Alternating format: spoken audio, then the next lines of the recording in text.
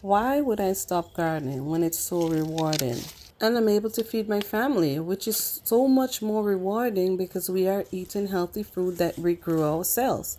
Now, today I want to talk about vertical gardening now that people are now planning to start their garden for this year's garden season. Now, I use the method of vertical growing because of the limited amount of space I have to grow food in. So, for small space gardeners, this is a way you can maximize your growth potential in your garden and create and utilize that vertical space. Now, we grow a lot of plants that are vining, such as winter pumpkins of many different varieties, whole beans, cucumbers, and you can use this method for basically anything that grows on a running vine. Now here you can see I also have vines that I have not trellised, and that's because I'm only growing two varieties of these winter pumpkins that are not trellised.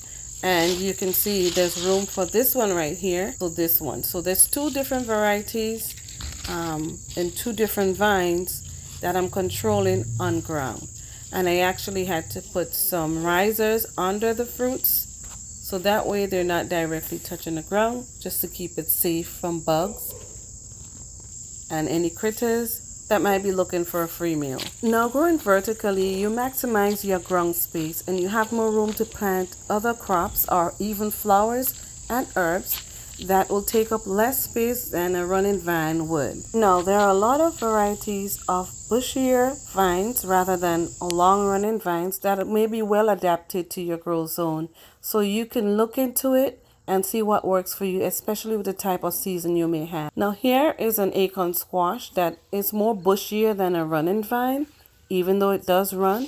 And as you can see, it's put out a whole lot of fruit. It's a heavy bearer and it does not pick up a lot of space. So this is another method you can incorporate into your garden endeavors and practices together with vertical gardening to maximize your growth and production potential if you're growing in a smaller garden space. Now, in any given year, I plant various varieties of food type, and vertical gardening has helped over the years because it saves so much ground space from being covered up by the larger leaves. Vertical gardening also eliminates pests in your garden because if those vines would be growing on the ground versus running vertically on those trellises, it would create such a cozy and safe space and even a source of food for pests to reside in, and it would also create an environment for fungus such as powdery mildew and other unwanted fungus to even grow in your soil. Now, some of the food that I grow on trellises, as you have seen in my videos,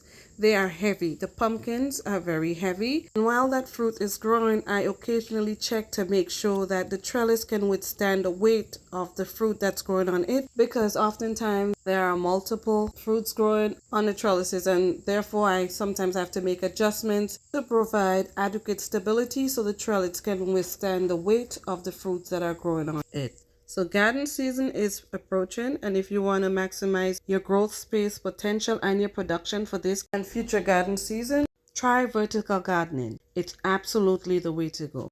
Thanks for watching, and I'll see you on the next upload.